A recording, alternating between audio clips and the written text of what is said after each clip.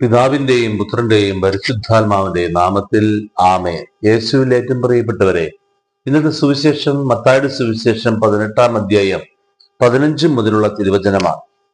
ഇതിൽ ഈ 18 വചനത്തിൽ ഇങ്ങനെ പറയുന്നു: നീ ഭൂമിയിൽ കെട്ടുന്നതെല്ലാം സ്വർഗത്തിലും കെട്ടപ്പെട്ടിരിക്കും, നീ ഭൂമിയിൽ അഴിക്കുന്നതെല്ലാം സ്വർഗത്തിലും അഴിക്കപ്പെട്ടിരിക്കും.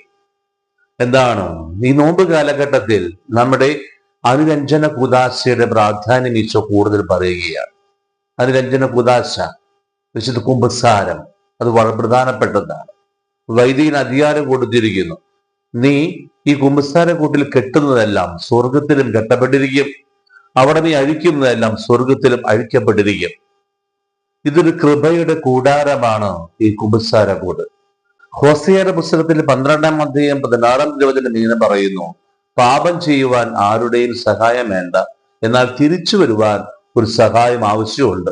അതാണ് കുമ്പസാരക്കൂട്ടിൽ നടക്കുന്ന വലിയ അത്ഭുതങ്ങൾ. അതുകൊണ്ട് ഈ നോമ്പ് കാലഘട്ടത്തിൽ നന്നായി കുമ്പസാരിക്കണം. സഹോദരനുമായിട്ട് രമ്യതയിലല്ലെങ്കിൽ ആ കുമ്പസാരമല്ല എന്നുകൂടി ഈശോ ഓർമ്മപ്പെടുത്തുകയാണ്. അതുകൊണ്ട് ഈ സഹോദരനുമായി രമ്യതപ്പെടുവാൻ ഈശോ വചനം നമ്മെ ഓർമ്മപ്പെടുത്തുന്നു. ആമേൻ.